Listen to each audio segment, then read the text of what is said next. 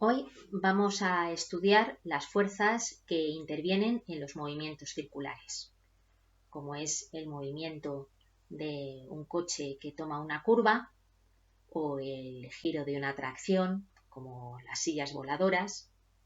En todos los movimientos circulares actúa una fuerza que recibe el nombre de fuerza centrípeta, pero que no es una fuerza aparte de las que hemos estudiado anteriormente, como el peso, la normal, la fuerza de rozamiento, sino que la fuerza centrípeta es el nombre que recibe cualquier fuerza que vaya hacia el centro de la circunferencia y que da lugar a un movimiento circular.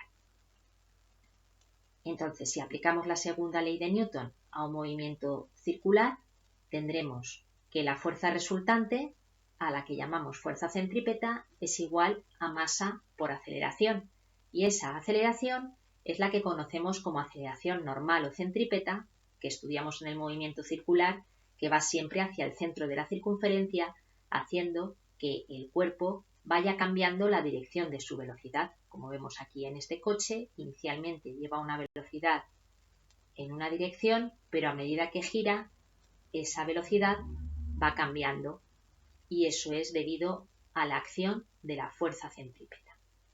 Entonces, en cualquier movimiento circular uniforme se va a cumplir que va a haber una fuerza centrípeta que va a ser igual a m por v cuadrado partido por r. Vamos a examinar el caso de un vehículo girando, tomando una curva. Si analizamos las fuerzas que actúan sobre este vehículo, vemos que tenemos, como siempre, el peso hacia abajo, la normal hacia arriba.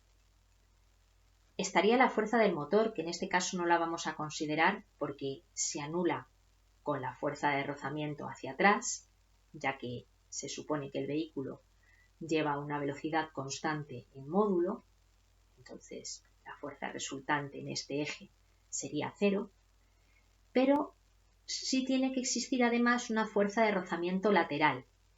Esa fuerza de rozamiento lateral, que anteriormente no la hemos tenido en cuenta, aquí la tenemos que considerar porque si no existiera esa fuerza de rozamiento, porque por ejemplo estuviera el coche circulando por una carretera muy resbaladiza y los neumáticos no se pudieran adherir bien al asfalto, el coche solo podría seguir en línea recta, no podría cambiar su velocidad. Por tanto, además de existir esa fuerza de rozamiento que siempre se opone al movimiento, va a existir en este caso una fuerza de rozamiento que se opone al posible deslizamiento del coche. El coche, por la inercia, tiende a irse hacia el exterior de la curva y esta fuerza de rozamiento hacia el centro de la curva es la que permite que el coche gire. Entonces, ¿cómo se calcula esa fuerza de rozamiento? Pues como siempre, la fuerza de rozamiento cuando un cuerpo está en movimiento es igual al coeficiente de rozamiento por la normal, siendo la normal igual al peso igual, en este caso, a m por g. Por tanto, la fuerza centrípeta que tenemos aquí es la fuerza de rozamiento y es igual a masa por aceleración normal. Si sustituimos la fuerza de rozamiento por su valor y la aceleración normal por su valor, tendríamos esta ecuación en la que se nos va m y que nos muestra qué relación va a haber en un caso como este entre el coeficiente de rozamiento, la velocidad y el radio. Es decir, cuanto mayor sea la velocidad, más coeficiente de rozamiento se va a precisar para que el vehículo no se salga de la curva. Y también, cuanto más cerrada sea la curva, cuanto menor sea su radio, también se va a precisar un coeficiente de rozamiento mayor.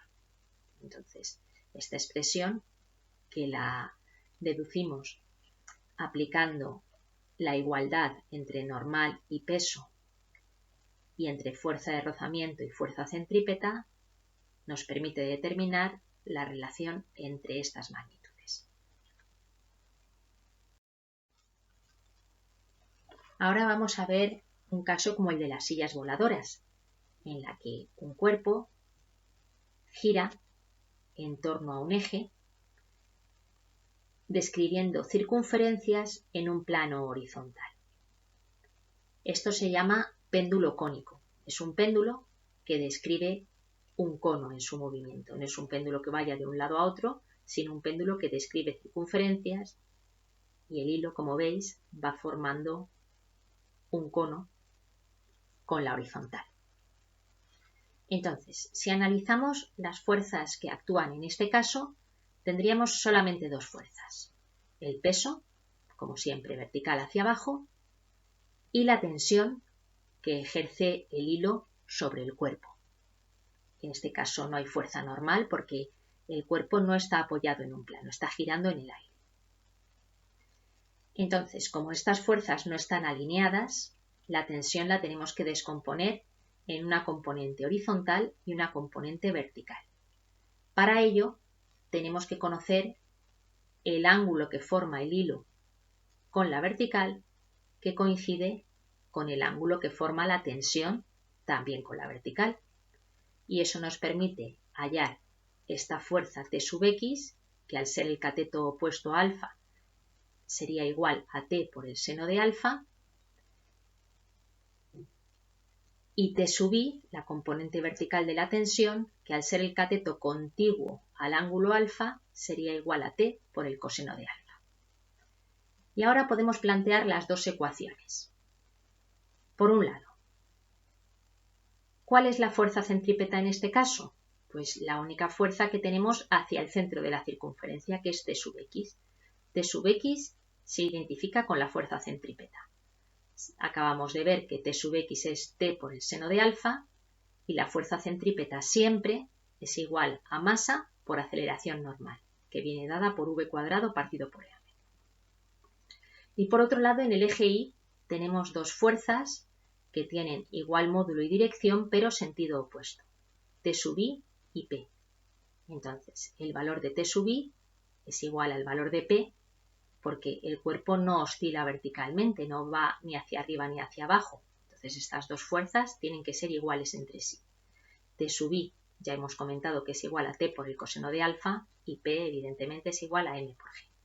Entonces, lo que tendríamos que hacer es resolver este sistema de ecuaciones, en el que las incógnitas pueden variar. Puede que no nos den la tensión, que no nos den la velocidad, que no nos den el radio, el ángulo, depende.